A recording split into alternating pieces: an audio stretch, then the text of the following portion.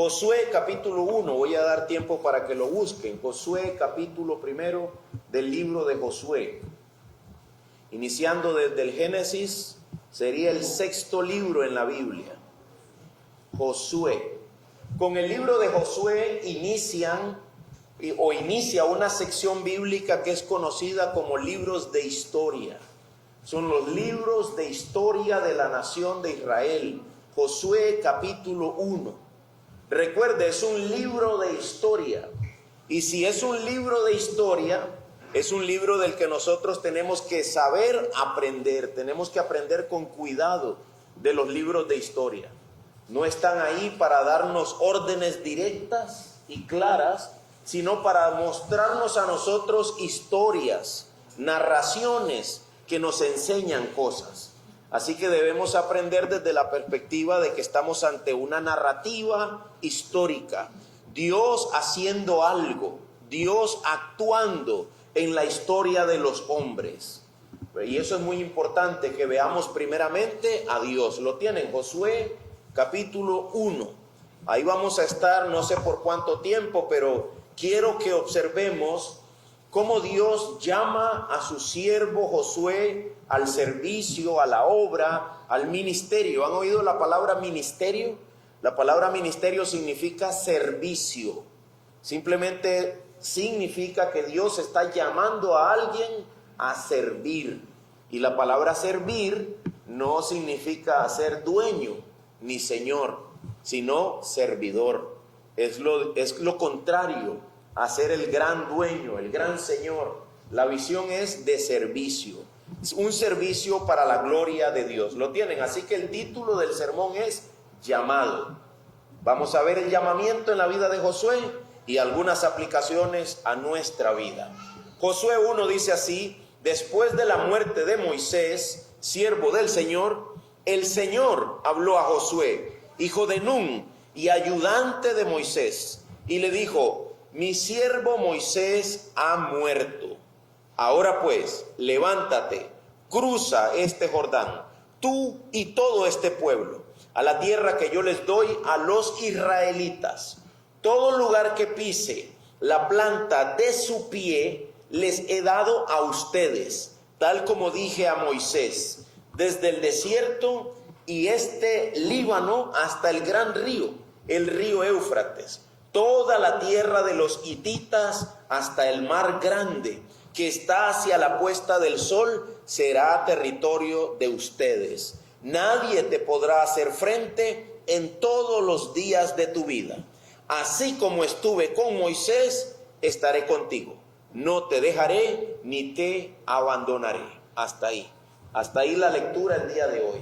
Muy bien, llamado. Lo primero que tengo que decir es que en este libro lo que estamos viendo es cómo Dios va a introducir a la nación de Israel a tomar posesión de la tierra prometida. La nación de Israel viene de cientos de años de cautiverio ante los egipcios y han sido sacados del cautiverio por la mano de Moisés, pero en un momento dado, antes de pasar a la tierra prometida, ahí está el río Jordán separándoles, no pueden pasar a la tierra, no tienen líder. Moisés está muerto. Moisés, el gran líder, ha muerto. Y ahora el pueblo puede que esté desesperado, preocupado, sin saber qué hacer, sin saber cómo lo vamos a hacer. Y en ese momento de angustia aparece la voz de Dios. Eso es lo que vemos.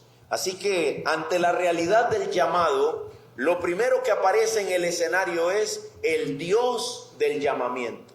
Ante la necesidad del hombre, el primero que aparece en el escenario de una manera majestuosa y gloriosa es Dios. El llamamiento al servicio para la vida de Josué llega para nosotros explicado y encuadrado bajo grandes declaraciones propias de la palabra de Dios. Es decir, lo primero que acontece en el llamamiento es que Dios habla. Y eso es lo mismo para nosotros, como veremos dentro de unos minutos. Pero recuerde esto, la primera gran cosa ante lo que Dios va a hacer delante de la obra de Dios y los seres humanos angustiados, es que Dios se muestra, es que Dios habla. Por eso podemos decir que ante el llamamiento, la palabra de Dios va primero. Ese es el primer punto de nuestra meditación. Ante el llamamiento, ante la realidad del llamamiento, ante la necesidad de personas llamadas para el ministerio, lo primero que necesitamos que proceda o que actúe es Dios dando su palabra. ¿Dios haciendo qué? Dios hablando. Vuelva la mirada por favor al versículo 1 de Josué 1. Después de la muerte de Moisés, siervo del Señor, ¿qué pasó? Josué se puso como líder delante del pueblo y dijo que Dios lo había empoderado. No, el Señor habló. Después de que ya no había líder, después de que este Moisés había muerto, el Señor habló.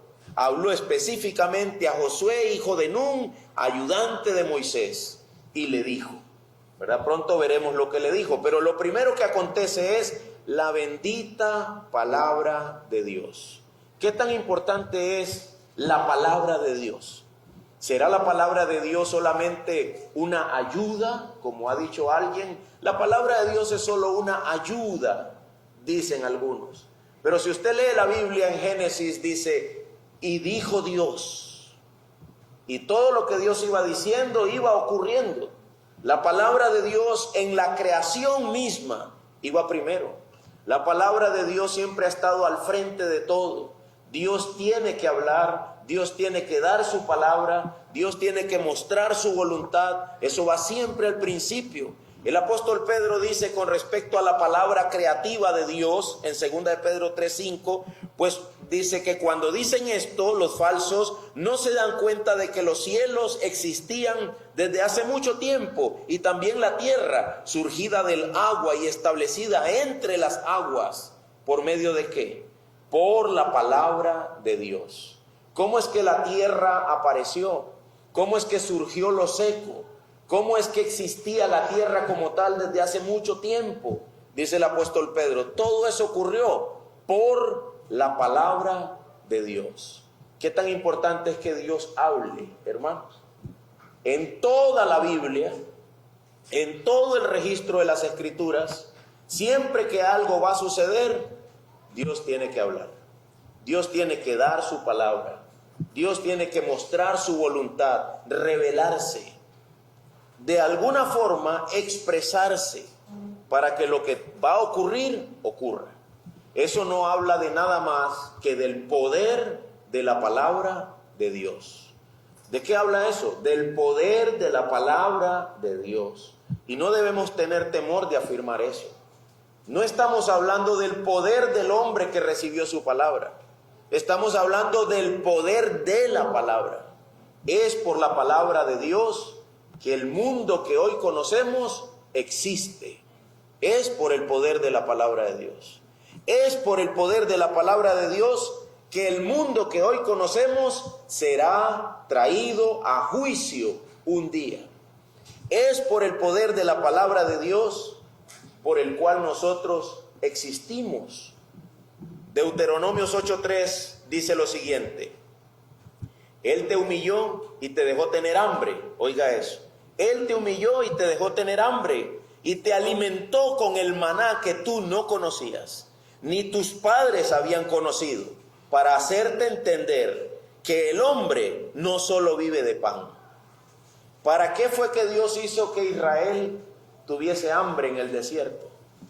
Para hacerte entender que el hombre no solo vive de pan, sino que vive de todo lo que procede de la boca del Señor.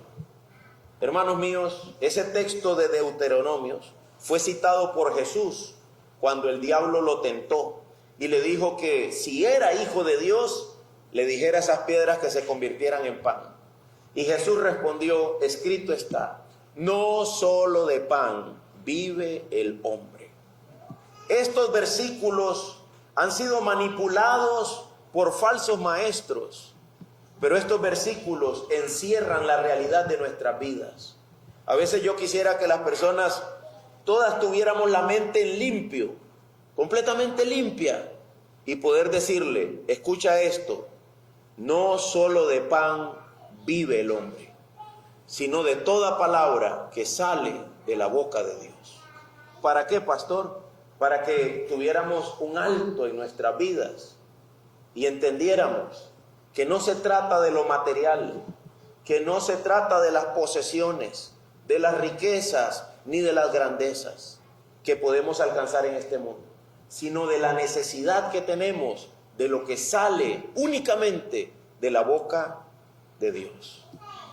En medio de esa situación en la que Israel estaba, a punto de entrar a la tierra prometida, pero sin nadie que los dirigiera, lo primero que era necesario que ocurriera era que Dios hablara. Y así lo registra el libro de Josué. Dios habló. Dios dijo lo que tenía que decir. Dios mostró su voluntad. Dios dejó ver cuál era su plan. Estaba yo observando ahora a Yeuder con su esposa, con su niño, y recordando la angustia del padre y de la madre. Qué angustiante es, ¿verdad, hermanos?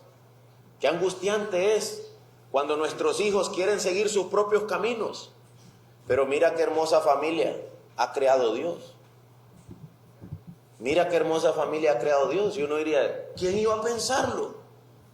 Dios dice, yo sé las cosas desde el principio. Y no estoy diciendo que no nos equivocamos. Todos nosotros pecamos. Todos nosotros cometemos errores, pecados horrendos.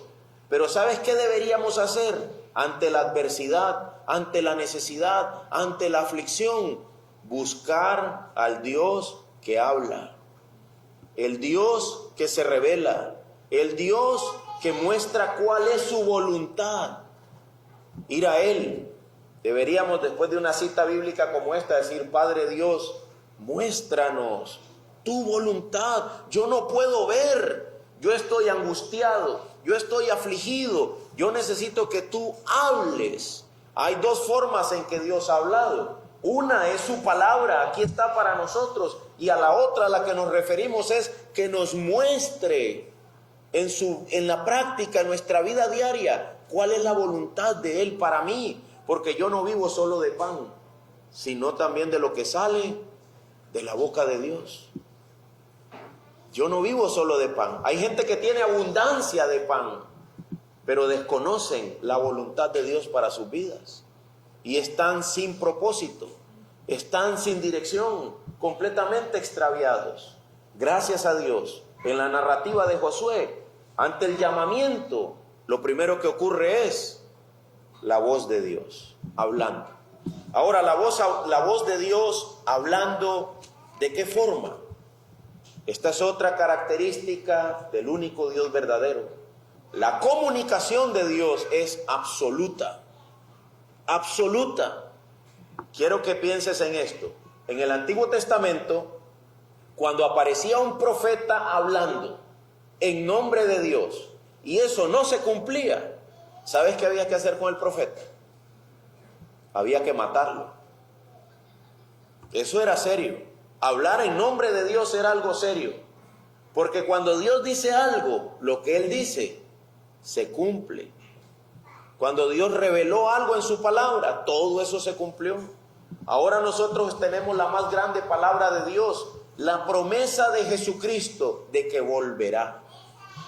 Debemos nosotros meditar en esto. Primero necesito que Dios hable. Dios es primero, sus palabras son primero. Ante mis acciones, ante mis planes, ante mis anhelos, ante mis angustias, ante mis temores, sus palabras son primero. Y lo segundo, las palabras de Él son absolutas. Quiero que leas conmigo lo que Dios dice en Josué 1, verso 2. Mi siervo Moisés ha muerto. Esto fue lo que Dios dijo. Mi siervo Moisés ha muerto. Ahora pues, si quieres, tal vez, Josué, tal vez quieras hacerme un favor. ¿Es eso lo que dice? No, dice, levántate. Segundo lugar, cruza este Jordán.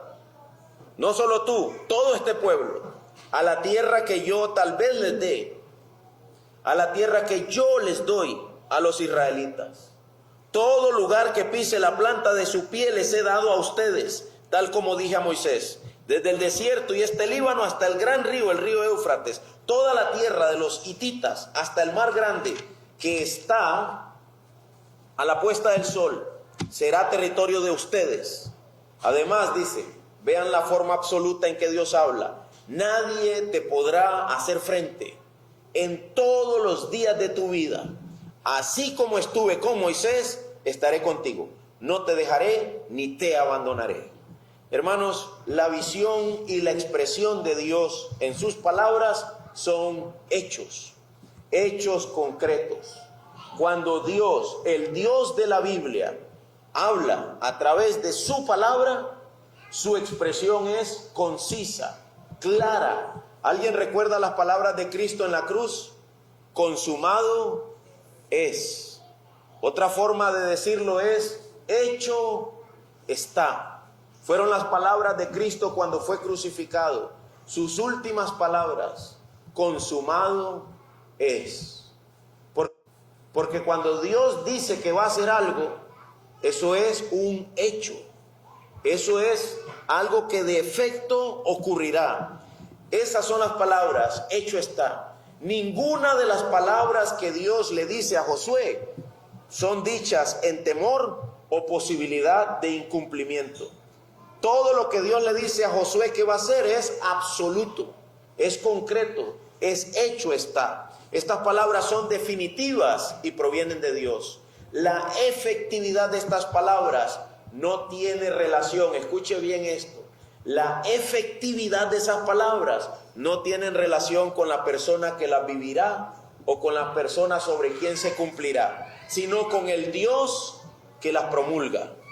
¿De qué depende que la palabra de Dios se cumpla? ¿De la persona que las va a recibir? No, sino del Dios que las promulga, del Dios que las dice, del Dios que las establece. Aquel de quien provienen y por quien existen, dice la Biblia en Colosenses, todas las cosas. Escuchen la palabra de Dios en Colosenses 1:16. Porque en Él fueron creadas todas las cosas, tanto en los cielos como en la tierra, visibles e invisibles, ya sean tronos o dominios o poderes o autoridades. Todo ha sido creado por medio de Él y para Él. Verso 17. Y Él es antes de todas las cosas, y en Él todas las cosas permanecen. Si Dios es antes de todo, cuando Dios dice algo, todo lo demás tiene que alinearse. ¿Han oído eso que dice la gente? Que se alinearon los planetas, ¿verdad? Así habla la gente esotérica. Se alinearon los planetas con las estrellas, con la luna y con todo. Bueno, eso ocurre cuando Dios habla. Si Dios dice que el sol tiene que detenerse, se va a detener. Si Dios dice que tiene que avanzar, va a avanzar. Todo estaba después de Él y Él es antes de todas las cosas. Y no solo eso, por Él es que existen, por Él es que fueron creadas. Y eso te incluye, hermano, amigo, a ti y a mí. Nosotros no somos diferentes ni mayores que el sol. Nosotros también somos creación de Dios. No somos iguales a, pero no somos mayores. Nosotros no estamos por encima, independientes, a la libre, no. Todo está bajo el control de Dios, incluyéndonos a nosotros. Así que debemos recordar esto ante el llamamiento. Primero, Dios habla. En segundo lugar, Dios habla de manera absoluta, porque Él es Dios. Hace un tiempo yo pensaba en esto. ¿Por qué usamos la palabra Dios con D mayúscula para referirnos a Dios? ¿Por qué? ¿Sabes por qué? Porque no hay ningún otro que tenga el poder, que gobierne todo, que controle todo, que haya creado todo, sino solamente Él. Solamente Él. Nadie más, ningún otro Dios con D minúscula, ninguno, en ningún libro, en ninguna revelación supuestamente divina, ninguno de ellos se atribuye el haber creado. Solamente el Dios de la Biblia. Dice Dios, yo dije y fue hecho. Yo lo mando y eso ocurre. Así de simple. Mi padre leyó en Isaías 46. Vayan conmigo por favor a Isaías 46, 9. Isaías 46, 9. Dice la Biblia en Isaías 46, 9. Acuérdense de las cosas anteriores ya pasadas, porque yo soy Dios. ¿Y qué dice? Y no hay otro. Yo soy Dios y no hay ninguno como yo. ¿Qué característica tiene el Dios de la Biblia? Verso 10. Que declaro el fin desde el principio y desde la antigüedad lo que no ha sido hecho. Yo digo, mi propósito será establecido y todo lo que quiero realizaré. Dice Dios, mi propósito será establecido y todo lo que yo quiero realizaré. Es por esta autoridad que él dice a Josué lo siguiente: levántate, cruza este Jordán, y tú y todo este pueblo a la tierra que yo les doy. Todo lugar que pise la planta de su pie, se lo he dado a ustedes. Será territorio de ustedes. Nadie te podrá hacer frente en todos los días de tu vida. Así como estuve con Moisés, estaré contigo. No te dejaré ni te abandonaré. Hermanos, yo no sé si vamos a tener tiempo de leer todo lo que pasó en la vida de Josué. No sé si yo quiera seguir después otro día predicando de Josué. Pero estas palabras afectaron a Josué de una manera tal que hasta estuvo dispuesto a pelear contra el mismo Señor Jesucristo antes de que Él fuera encarnado. Porque Josué dijo, yo voy a ir a hacer eso que Dios dijo. Y apareció una persona desconocida en el campamento. Y Josué le dijo, ¿tú quién eres? ¿Y del lado de quién estás? Porque si estás conmigo, bien, y si no, ya te mato. Porque él iba a ir a hacer lo que Dios había dicho que él tenía que hacer: dominar y conquistar esa tierra. Lo que estoy dándoles es un ejemplo de cómo la efectiva palabra de Dios afectó la mente de Josué. Josué estaba convencido de que Dios lo iba a hacer. La forma en que Dios habló fue una forma absoluta, completa, concreta, tal como son características las palabras de Dios. Dice Isaías 46, 11, lo siguiente: yo llamo del oriente un ave de rapiña y de tierra lejana al hombre de mi propósito. En verdad he hablado y ciertamente haré que suceda. Lo he planeado, así lo haré. Dios dice, soy el único que tiene esta capacidad de pensar y ejecutar. Yo lo pienso y si he decidido que así será, así será. Y no hay nadie que se pueda oponer a eso. Siempre les cuento de manera chistosa que una señora vino ante un gran pastor, un pastor muy famoso, no de este tiempo, de unos cientos de años atrás, y le dijo, pastor, estoy preocupada, siento que Dios me está persiguiendo. Y él le dijo, mire, si te está persiguiendo, no te preocupes, te va a alcanzar. Porque no puedes hacer que Dios se equivoque. Estaba viendo un deporte en el que la gente toma un balón y corre. Agarran, eso tiene un nombre, no sé cómo se llama, agarran una bola y corren. Y uno de los jugadores, alguien lo alcanzó y lo derribó. Y alguien comentaba, la razón es que no cambió de dirección. Si mientras corre cambia de dirección, el oponente no te puede atrapar, porque no puede prever tu cambio de dirección. Y cuando él intenta cambiar, ya tú ya estás largo. Pues con Dios, ni aunque cambies de dirección. Tú dices, voy a cambiar de dirección, y dice Dios, no, usted va para acá. Este es el camino que yo he establecido. Las palabras de Dios y las acciones de Dios son definitivas. No es necesario sobreenfatizar declaraciones de Dios al hombre para decir que si Dios llama a un hombre a algo, todo lo que pise su pie será de él. Eso no es necesario. No es necesario sobreenfatizar al hombre. Al que tenemos que sobreenfatizar es a Dios. A Dios, que dice que todo lo que Él dice será hecho, que todo lo que Él manda se ha de cumplir. Por último, en tercer lugar, las palabras de Dios expresadas en el llamamiento son palabras que humillan al hombre y exaltan a Dios. En primer lugar, dijimos que en el llamamiento la palabra de Dios es primero.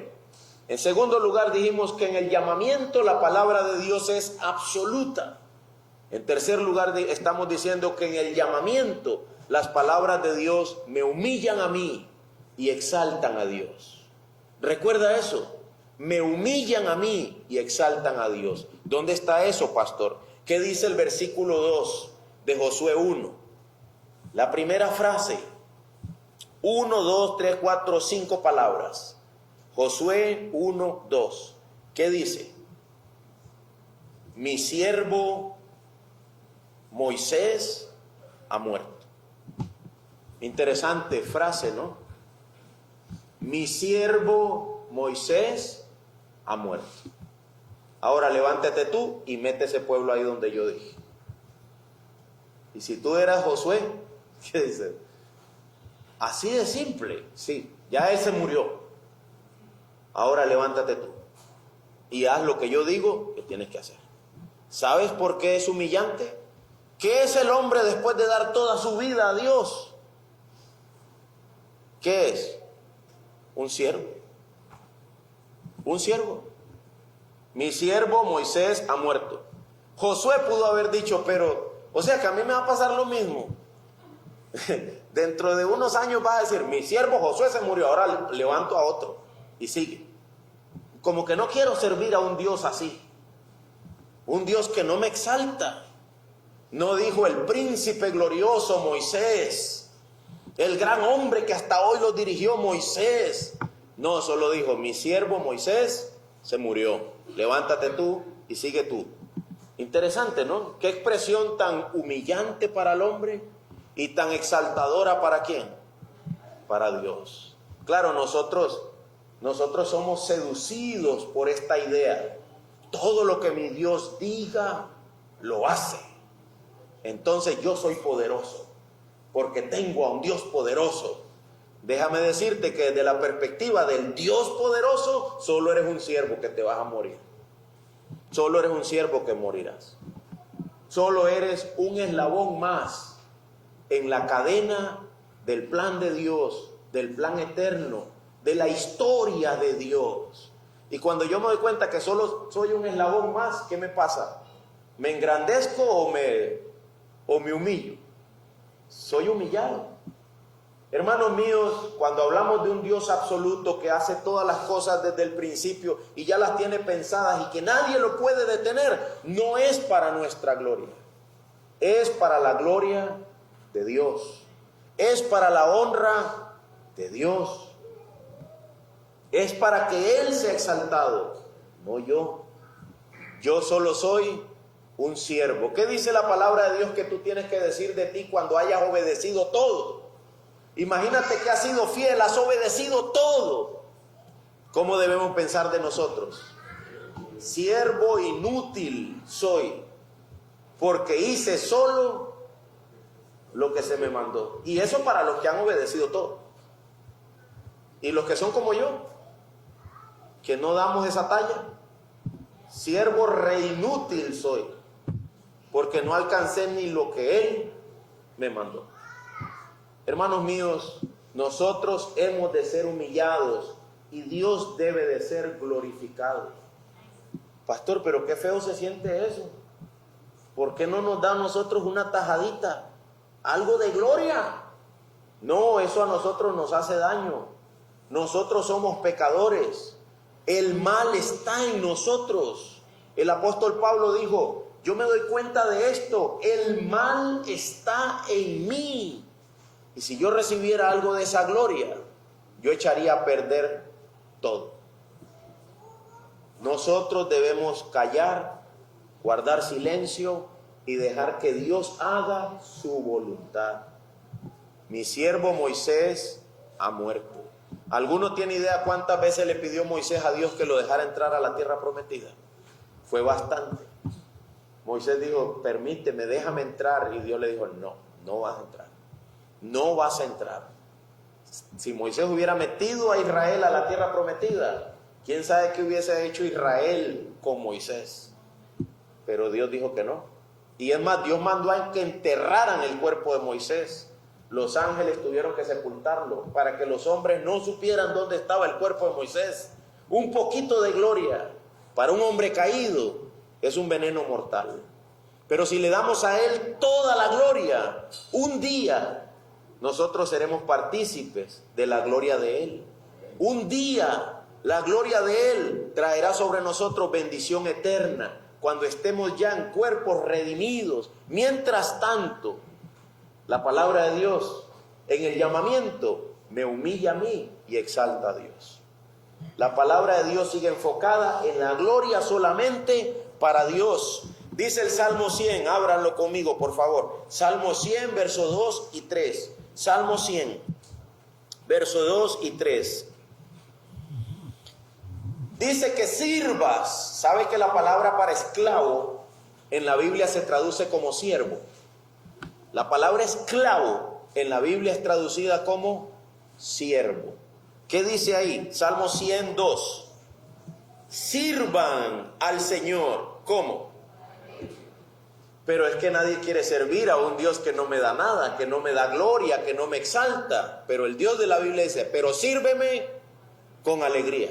Sírvanme con alegría. Vengan ante Él con cánticos de júbilo. Alégrense por ser siervos de Él. Y sírvanle a Él con alegría. Sepan que Él, el Señor, no tú, Él, no yo, Él nos hizo. Sepan que Él, el Señor, es Dios. Él nos hizo y no nosotros a nosotros mismos. Es Él el autor y el actor principal de todo. Cuando yo dije que Dios tiene que dar su palabra, yo sé que hay algunas mentes que se preocupan. Dicen, ¿cómo que Dios tiene que dar su palabra? Eso es peligroso, pastor. Sí, yo sé por qué pensamos eso. ¿Por qué? Porque algunos se toman eso como Dios me dio su palabra y ahora yo soy el grande y ahora yo soy el poderoso. ¿Sí o no? Porque si Dios se la dio a él y ahora él es el grande y poderoso, ¿no? Y dice Dios, no, sírvanle a Él. Él fue el que nos hizo y no nosotros a nosotros mismos. Es decir, cuando decimos que Dios tiene que dar su palabra, muchos pierden de vista el foco correcto. El punto es, la gloria sigue siendo de Él. ¿Qué sigue diciendo el verso 3? Pueblo suyo somos y ovejas de su prado. ¿Qué somos nosotros? Su pueblo, sus ovejas. Él es el buen pastor.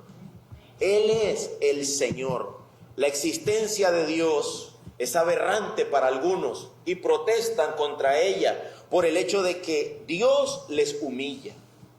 Pero en realidad Dios es Dios y nosotros siervos suyos somos.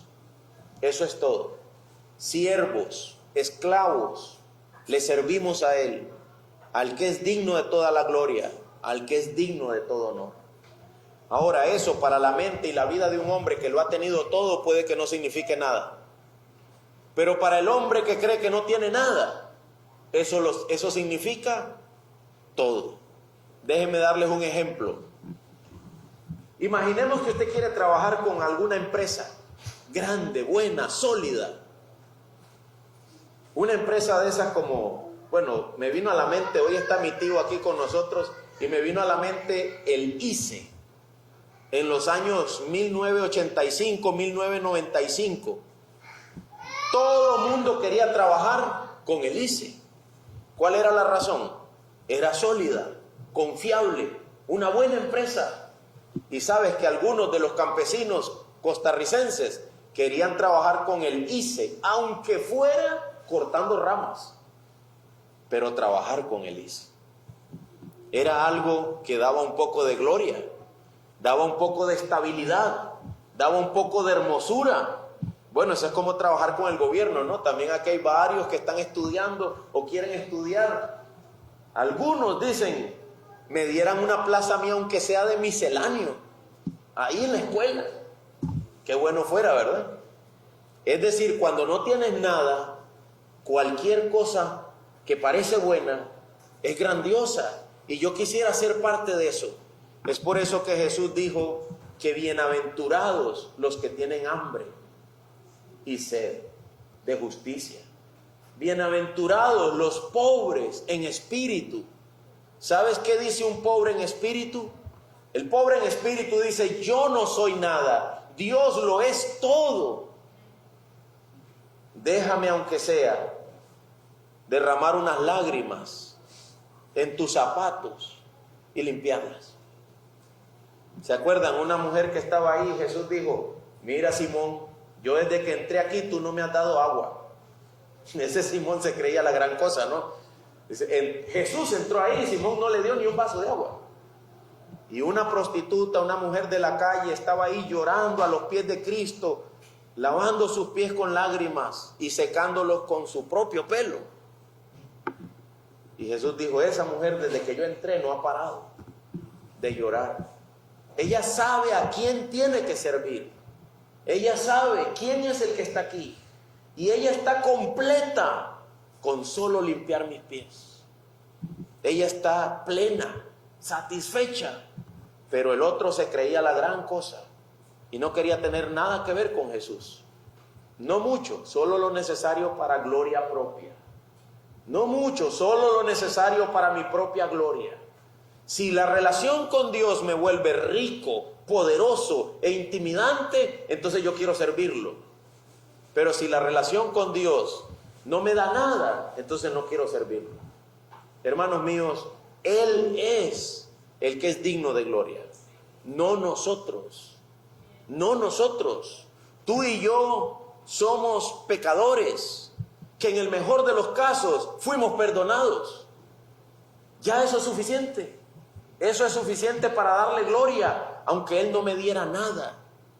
Aunque nunca maneje la Land Cruiser Prado, aunque nunca tenga la casa de mis sueños, nada, ya lo tengo todo. Él me ha perdonado y estaré con Él para siempre. Tendré una relación con Él para siempre, aunque ese camión no arranque, ¿verdad?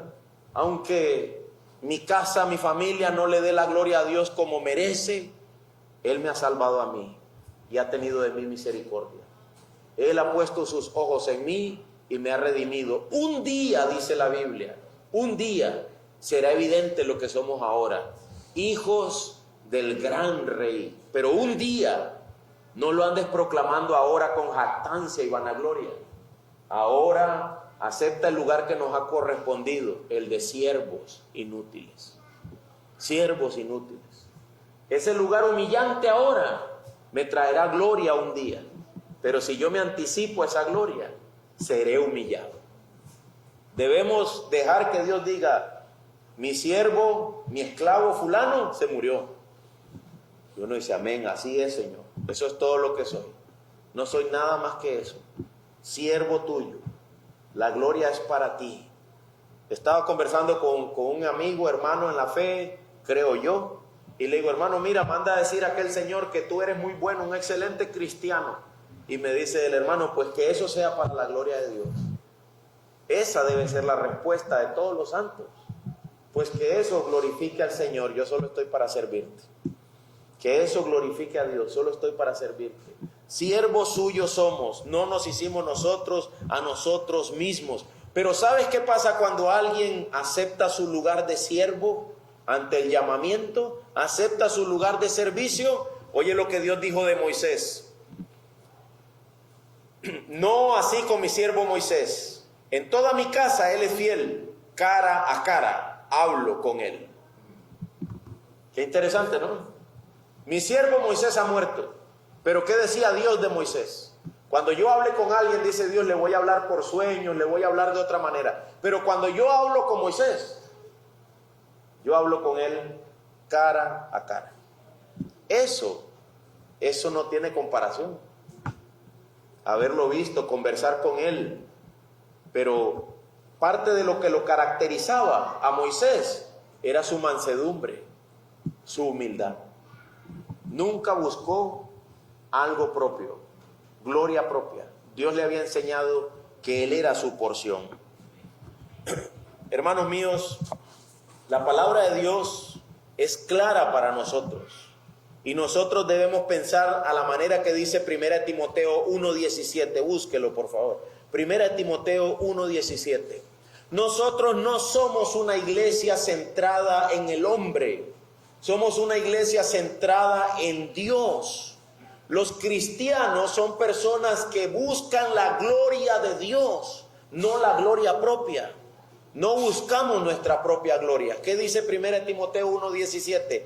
Por tanto, al Rey eterno, inmortal, invisible, único Dios, a quien sea el honor. A Él sea el honor y la gloria por los siglos de los siglos. Así sea, dice el apóstol.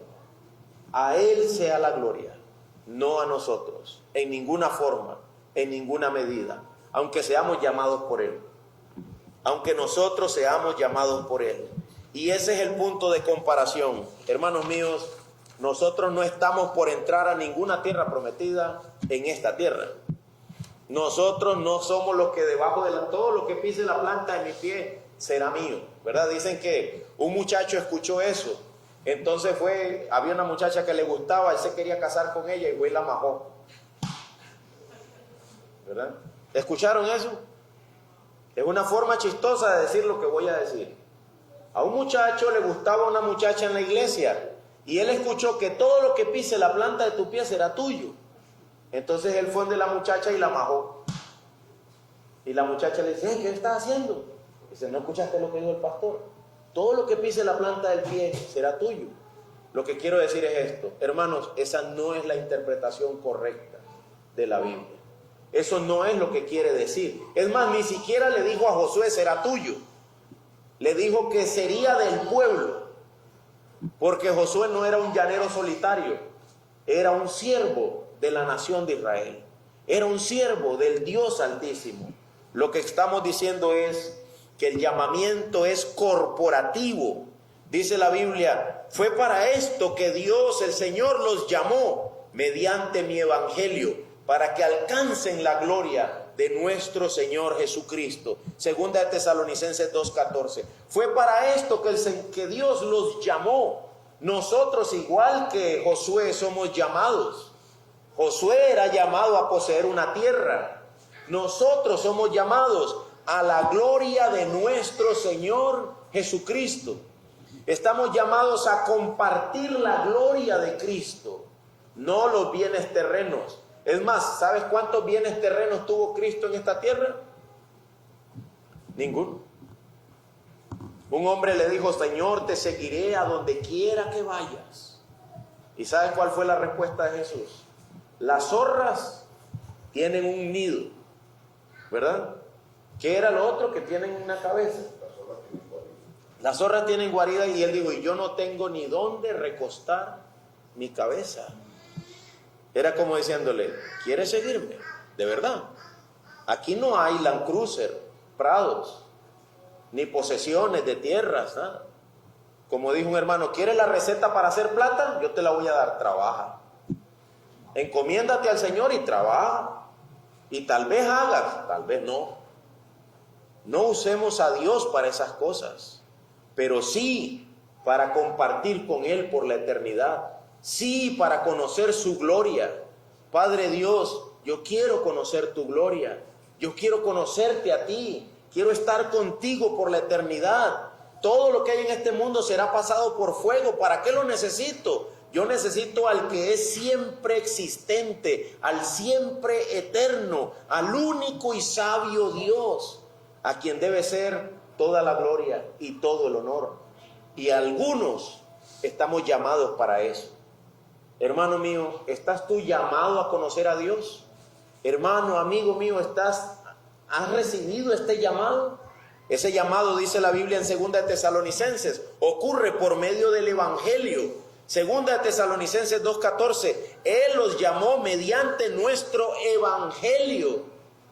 Cuando alguien me invita a compartir en su casa, cuando alguien quiere consejería bíblica, ¿sabes qué quiero yo compartir con él?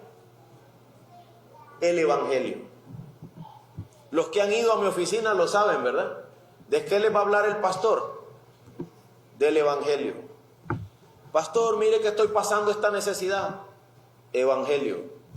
Pastor, mire que aquella otra necesidad. Evangelio. Pastor, mire que evangelio. Pero es que usted solo evangelio me receta. El evangelio es lo que Dios usa para llamarnos a participar de la gloria eterna. El evangelio es la puerta de entrada, el pabellón por donde tengo que caminar, la sala que me recibe, los asientos en los que me siento, la piscina en la que me baño, la habitación en la que duermo. Eso debe ser el evangelio para nosotros. El evangelio debe serlo todo.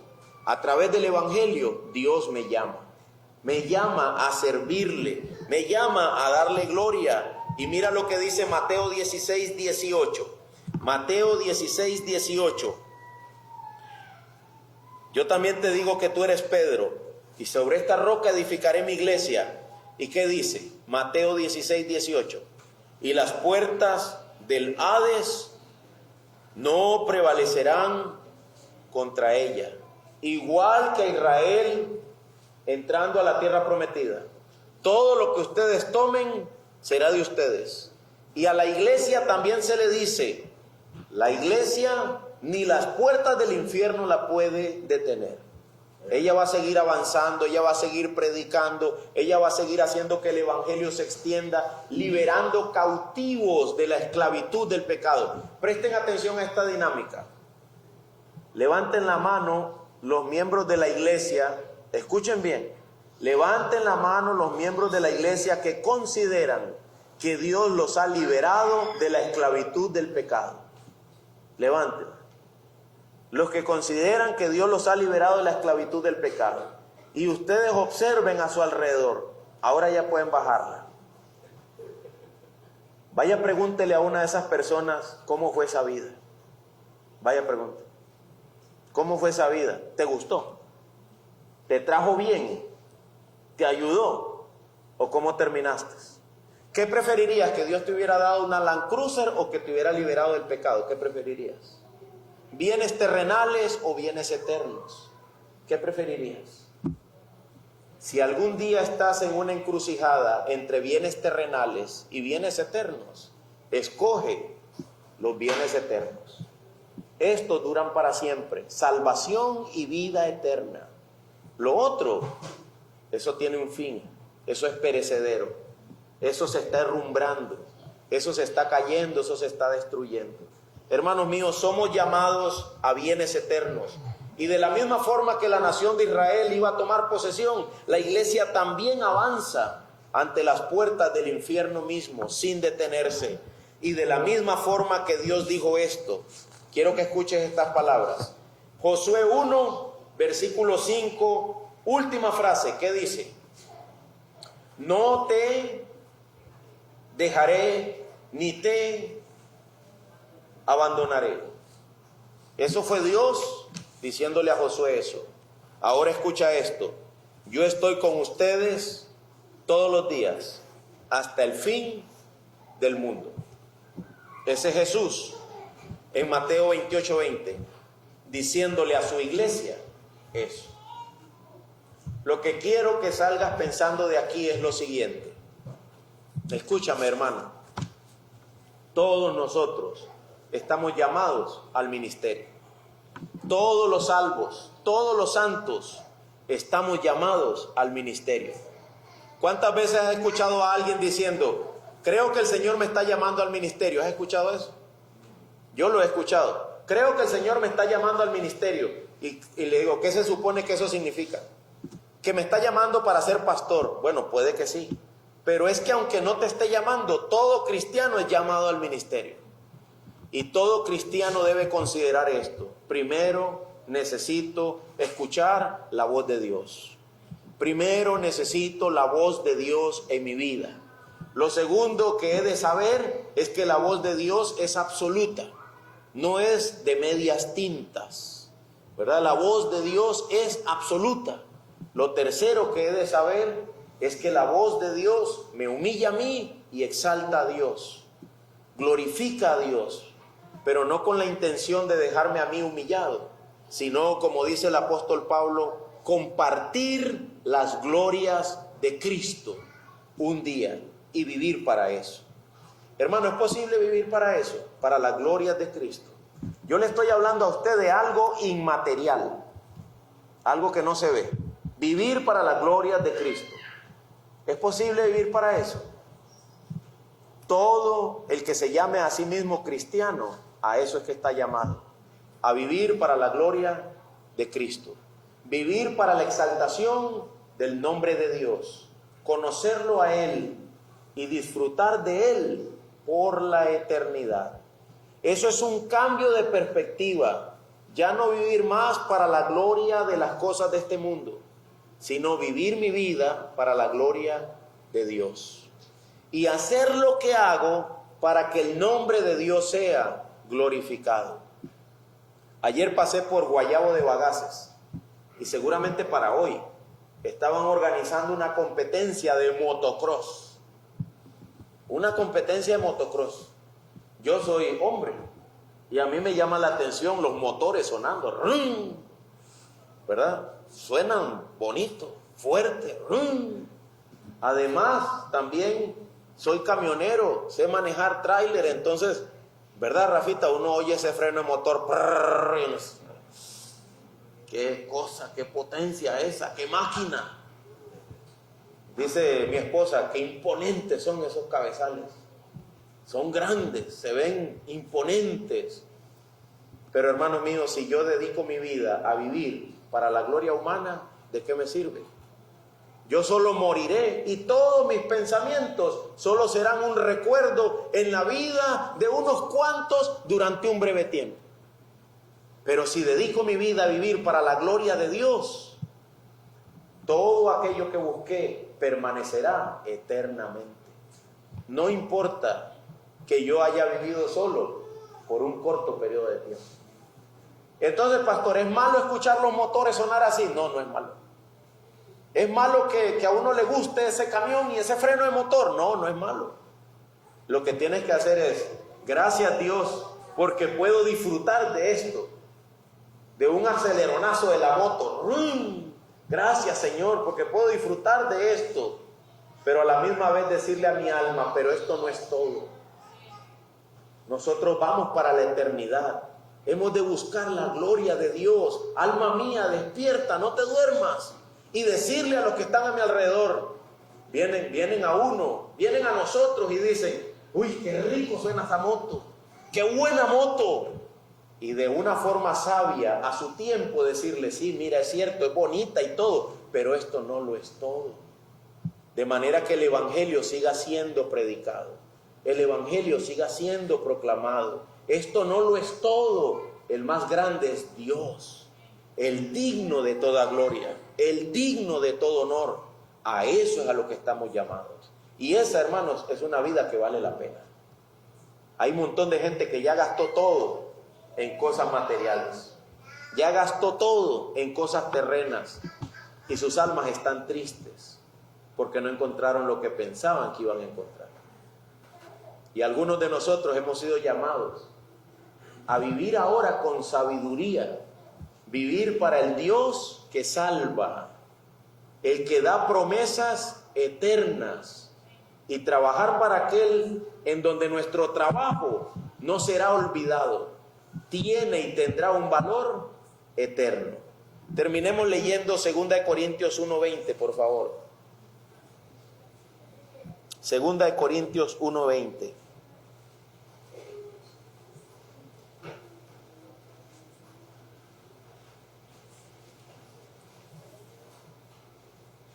Solo la parte A del versículo. Pues ahí es donde está el mensaje que quiero transmitirles. 2 Corintios 1:20. Me encanta la versión de la Nueva Biblia de las Américas, por la forma en que lo dice. Otras versiones son más confusas y cuesta entender el mensaje. Si usted tiene la Nueva Biblia de las Américas, entonces va a leer junto conmigo, y si no, escuche. Pues tantas como sean las promesas de Dios. ¿Qué dice NBLA? Díganlo conmigo. En Él todas son sí. Eso es hermoso. Pues tantas como sean las promesas de Dios, en Él todas son sí. ¿Qué significa? Que sí volverá, que sí estaremos con Él, que sí le veremos a la hora de nuestra muerte, que sí, que nuestra vida sí tuvo un propósito, sí tuvo una razón, sí tuvo sentido, pero porque fue para vivir para Él, para darle gloria a Él. ¿Cuántas veces has sentido que tu vida no tiene sentido? ¿Has sentido eso? Yo lo he sentido. Solo yo. ¿Qué dice? Mi vida no tiene sentido. Es porque no te estás enfocando en Cristo y en vivir para la gloria de Dios. Porque cuando vivimos para Él, dice, tantas como sean las promesas de Dios, en Él todas son sí. En Él sí tienen sentido. En Él sí tienen propósito. En Él sí tienen razón. En Él sí. Pero cuando te apartas de eso, pierden el sentido, pierden el propósito, pierden la razón. Y nosotros somos llamados a vivir para Él, a darle gloria a Él, a darle honra a Él, solamente a Él. Hermano mío, ya es tiempo de que nos regañemos a nosotros mismos y empecemos a vivir para Él. ¿Ha pasado esto por tu mente? En mi vida nada cambia. Ay, qué aburrido. Todo sigue igual. Siempre las mismas desgracias. ¿Han pasado esas cosas por tu mente? No estamos viviendo para Él. El llamamiento es a vivir para Él. Una vez que Él sea el foco, nuestras vidas tendrán sentido. Porque Él es Dios y no hay otro. Quiera el Señor que hayamos meditado en esto durante esta mañana y en esta exposición bíblica. Para aquel que por la gracia de Dios, la palabra de Dios alcanza, para él esta reunión tuvo sentido. Pero aquel que pone la mente en otras cosas de este mundo, esta reunión no tiene sentido. Así de simple. Es en Él que todas las cosas son sí. Es solamente en Él. Oremos.